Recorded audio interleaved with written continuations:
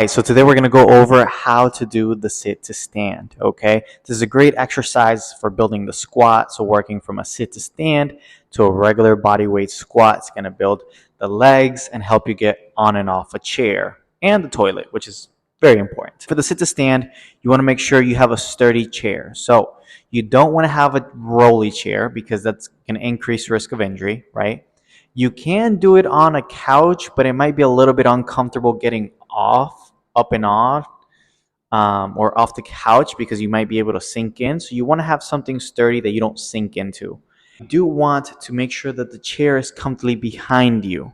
So I have a bench, it could be a chair, anything like that. And if you have handles to it, you can use the handles as well. But let's assume that you have a chair without handles. You're going to make sure that the back of your calf or your thigh is touching the chair. That way you know that when you go to sit down, you're going to sit on the chair. Because if your calves are not touching the chair, you might go to sit down and you might miss it. You also don't want to keep your feet too close. You can do it close, but this can be a little bit harder for some people. So you want to do a little bit wider than hips. So not shoulder width apart. You can do it, but a little bit wider than the hips. If wider than the hips is uncomfortable, you can't get up and down from this position, then going to shoulder width is a little bit easier. But in general, nice hip width is an absolutely fine place to start. Toes, they're not facing forward. They're facing slightly outward. And your knees are coming outward in line with your toes.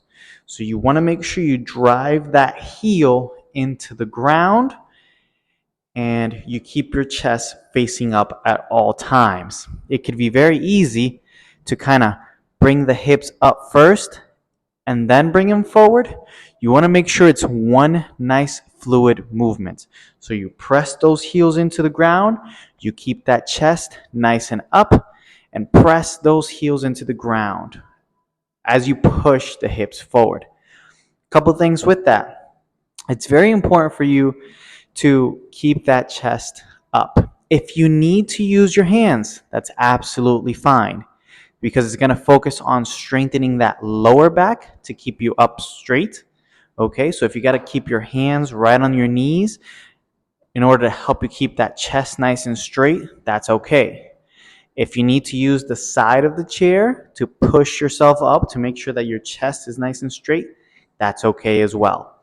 So, big keys is toes diagonal, knees in line with the toes, feet hips apart or a little bit wider than your hips apart, chest nice and tall, and you push those hips forward, okay?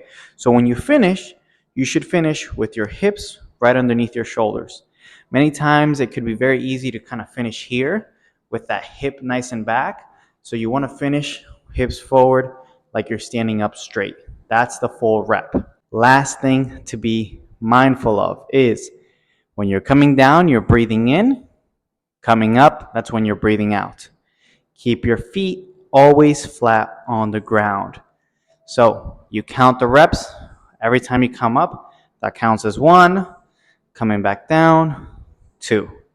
And that's how you do the sit to stand.